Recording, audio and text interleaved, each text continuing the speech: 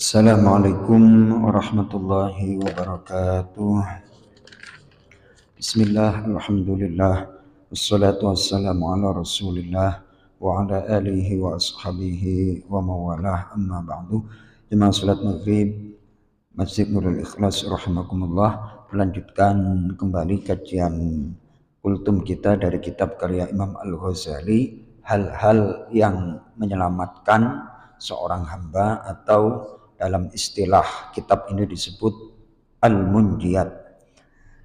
Kemarin niat sudah kita kaji bersama sampai beberapa waktu cukup panjang. Saya ingin mengulangi bahwa sesuatu yang membuat seorang selamat itu pertama adalah bertaubat, yang kedua bersabar, yang ketiga bersyukur, yang keempat khauf atau takut kepada Allah, yang kelima roja, berharap kepada Allah, yang keenam adalah fakir, yang ketujuh adalah zuhud, yang kedelapan kemarin sudah kita kaji bersama adalah tentang niat.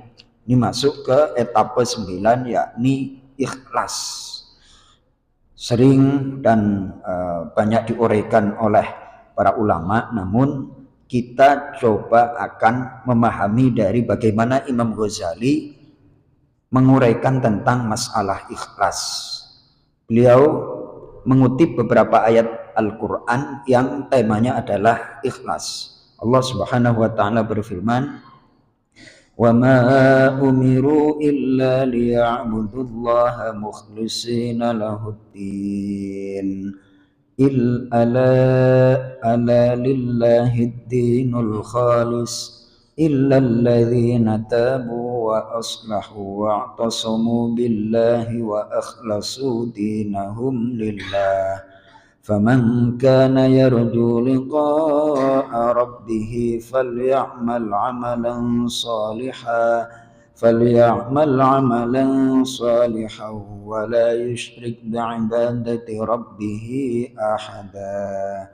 Shadaqallahul azim. Itu semuanya ayat-ayat yang temanya itu adalah tentang ikhlas. Dan tidaklah mereka diperintah kecuali untuk menyembah Allah dengan mengikhlaskan agama karena Allah. Kemudian berfirman, ketahuilah lillahi dinul khalis, milik Allah agama yang murni.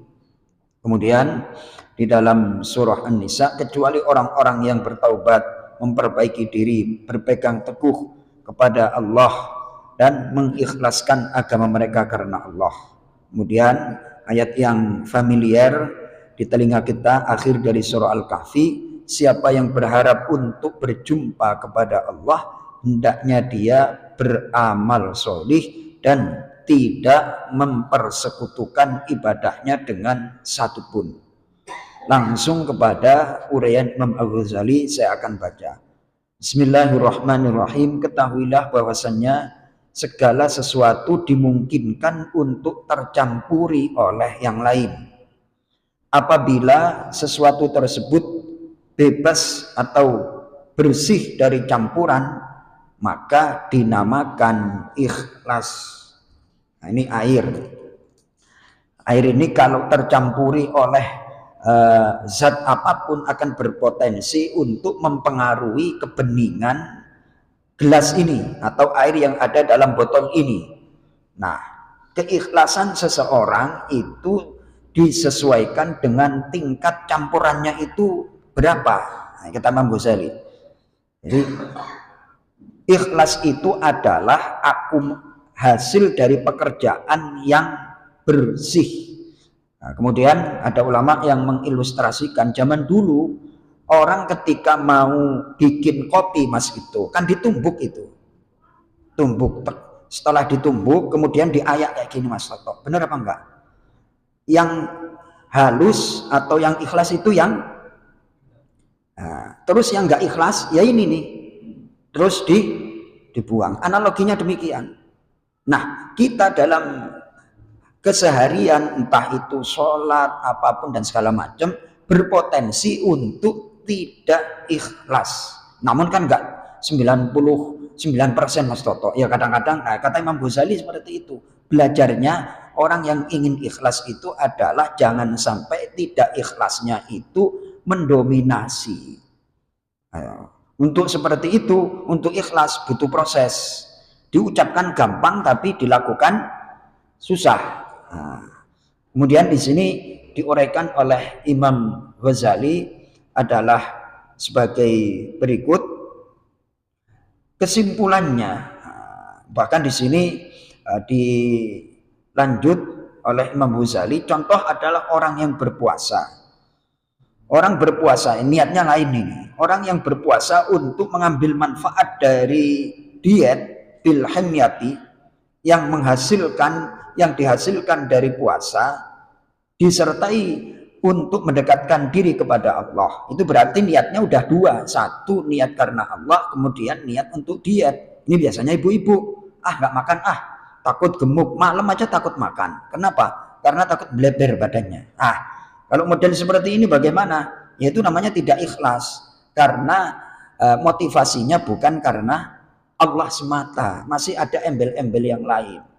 Kemudian di sini diberikan, ini agak nonjok juga nih Imam Ghazali.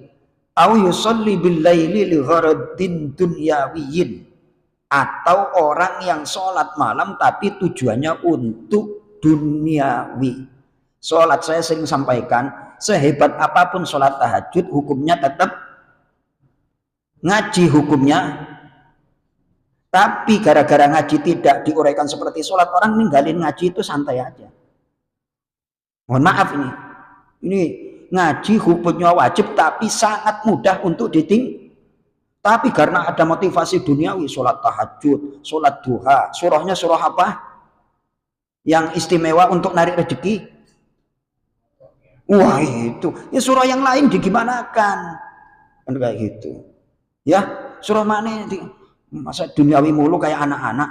Jadi masa ibadah kita kayak ibadah apa itu istilahnya cash and carry kan kayak gitu. Jadi harus ada imbalannya terus. Lah kita kan udah dewasa, kapan karena Allahnya? Nah ini ngaji memperbaiki hati Pak. Saya juga baca kayak gini juga kena Mas Tito. Saya baca kayak gini kirain nggak kena. Saya cuma bisa bacanya. Prakteknya sehari-hari ya kita diuji oleh yang namanya ujian-ujian hawa nafsu, ujian-ujian duniawi. Namun minimal kalau kita punya ilmunya kan lumayan nanti cara menghindarinya Mas Soto. Benar ya? Jadi ikhlas itu adalah seperti air yang tidak tercampuri oleh zat apapun. Maka itu namanya ikhlas, bersih.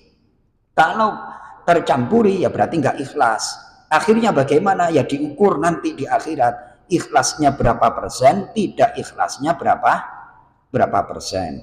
Baik, untuk uraian selanjutnya akan kita lanjutkan pada kesempatan yang akan datang. Mudah-mudahan kita semuanya dijadikan hamba-hamba Allah yang ikhlas dan hanya untuk mendekatkan diri kepada Allah, sehingga akhirnya amal kita bisa selamat diterima oleh Allah Subhanahu wa taala.